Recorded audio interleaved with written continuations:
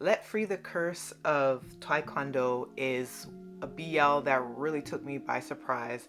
I have been saying that Unknown and more recently The Only One are like the best contenders for the best BLs of this year, and I thought the first half of this year was actually pretty poor with some notable exceptions.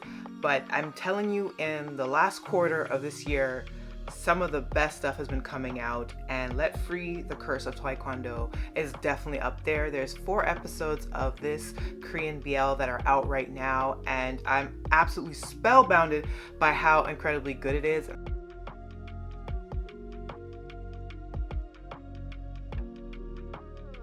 And convince some folks that are in the BL realm that if you haven't given this show a shot yet, hopefully this impassioned podcast will get you on that train, because you need to get on that train.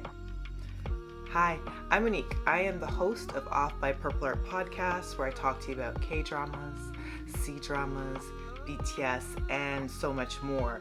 Let Free the Curse of Taekwondo, again, completely took me by surprise. I love this show so damn much, and it has a really nostalgic feel to it. The way it's filmed is gorgeous. The soundtrack is wonderful. The actors are really full of ton of chemistry. And I love that it's another show where, at least while it starts off in high school, it will age up and there will be a jump in time, and we deal with these characters as adults, because I do like watching more adult focused BLs and just dramas with romance in general. With this show, like, just as a brief synopsis, we have 2 male leads. The first male lead is a high school student that we're introduced to, Dohei, and he lives with his father, who runs this Taekwondo gym, and his father is an alcoholic and is very abusive, very violent. So there is a little bit of trigger warning for these episodes, because there is some depictions of violence. I think this show is pretty tasteful in how it handles such a deep subject matter, but it is just as a content warning that there are some triggering scenes. And his father is not only just abusive towards him, but for other students and potential prospects in this Taekwondo gym as well. He very much believes in like corporal type punishment, and it's very grim. And then we are introduced to the second male lead, who is Jang, who is extremely bubbly, extremely charismatic, and he has a little bit of mystery behind him as to why he is now in Dohei's life. But Jang came from Seoul, and now he's training at this same Taekwondo gym, and the two of them end up striking up an unlikely friendship that develops into something a lot deeper, until there's like a massive time jump of 12 years. And we kind of just see how everything kind of crumbles apart and is brought back together. So that is my basic synopsis for the show. As I said, I love the cinematography of the show. I love the music. The acting is really good.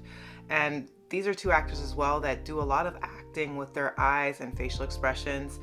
Dohei is a lot more reserved and quiet, and he isn't always as expressive as Jooyoung, but that's of course intentional because of the abuse that he has to sustain, and the fact that he has such a visceral hatred and dislike of his father, and just the brutal environment that he has fostered within this Taekwondo gym. And then to contrast that with the really cheerful and bright Jooyoung, it's just a really interesting mix of 2 personalities that are complete opposites of the spectrum, but yet find commonality with one another. In the show, and this is probably getting into some spoilers, Jooyoung's arrival is a little bit mysterious. We know that his parents has kind of kicked him out of his home in Seoul and brought him over into this little town with Dohei, and to basically be roomed and boarded by Dohei and his father. And the parents of Jooyoung are paying them to take care of him while train in this Taekwondo gym. And Jooyoung has aspirations of becoming like a grandmaster and it's hinted at that there might have been some abuse at play at his home as well, and we get a little bit of insight as far as Ju-young's parents' ideology, because they are Christian, and there might be a little bit of that religious guilt that kind of is built into Ju-young's character as well. So it's a very interesting show, and while there are dark and grim parts of it, it has so much beautiful moments between the two main leads. I just enjoy the hell out of it. Their interaction together, seeing Do-hae kind of come out of his shell, because he's very wary and he intentionally puts a lot of distance between him and Ju-young in the first little bit of the show. And you can slowly see kind of his ice melting as Ju-young just being the really charismatic, bright, gorgeous person that he is. And you can see that they just start to have this really cute relationship, and it just continues to bubble and bubble, and it just becomes this really beautiful, joyous thing. It is so well crafted and well done. But then there's also like the darkness as well in the show that kind of keeps everything grounded. With Do-hae's father in particular, because of the Taekwondo studio, there's a lot of boys that unfortunately have to encounter his violence in addition, and they turn around and take out that violence against Do-hae. So oftentimes you see him kind of get bullied by a few individuals in school. And then there's also a third male lead in this show who was once a best friend to Do-hae, and he's having his own dark demons that he has to deal with as well, because I believe that the show has been hinting to us quite heavily that there's some internalized homophobia within him, and that he does have an attraction and feelings towards Do-hae. And I believe that's part of the reason why their friendship kind of ended, and he almost in a way is enabler and kind of is a bystander as his other friends, the ones that are bullying Do-hae, continue to kind of inflict trauma onto him. And you can see that there's a part of him that loathes that this is happening, but still doesn't do anything that much to kind of help his former friend in this. And it gets very, very sticky. So there's like a lot of different moving parts at play already, and they've covered so much ground in the first 4 episodes. And then just going into a little bit more spoilers, in the 4th episode, we have a bit of a time jump. So one of the last remaining subplots, at least in episode 3 going into episode 4, there is this big national test which determines what universities that you can apply to.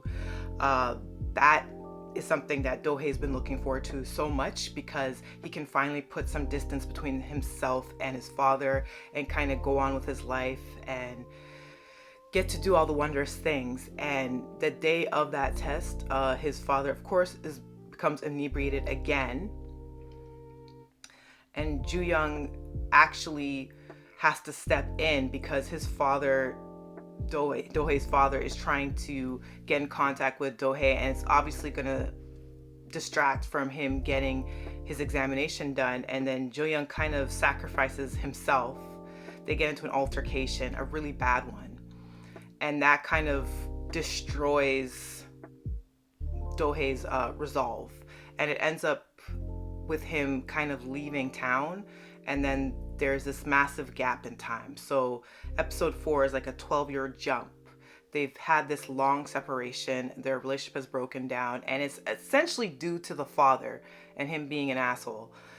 And then we're kind of reintroduced to them as adults, and things have changed, and Do-hae has once again become a lot more stoic and a lot colder towards Ju-young. And Ju-young, through circumstance and through his guilt and through essentially everything that has unfolded between the two of them as high schoolers, he stayed back in town and essentially continued to have contact with Do-hae's father, continued to build a relationship with the father, and then the father is killed off. And then them reuniting is essentially at Dohae's father's funeral. So the way things were left off in episode 4, it's kind of like we're going to see this kind of love story kind of unfold again, and it's this beautiful, bittersweet, tragic second chance romance that's about to unfold with this show. I'm just telling you, Let Free the Curse of Taekwondo is just so good. There's so many little moments, like they have like the first kiss moments, them just kind of giggling and just being joyful, but yet all the other dark moments as well just makes it a really well-rounded show, and I can't get enough of it, so I had to talk about it some more.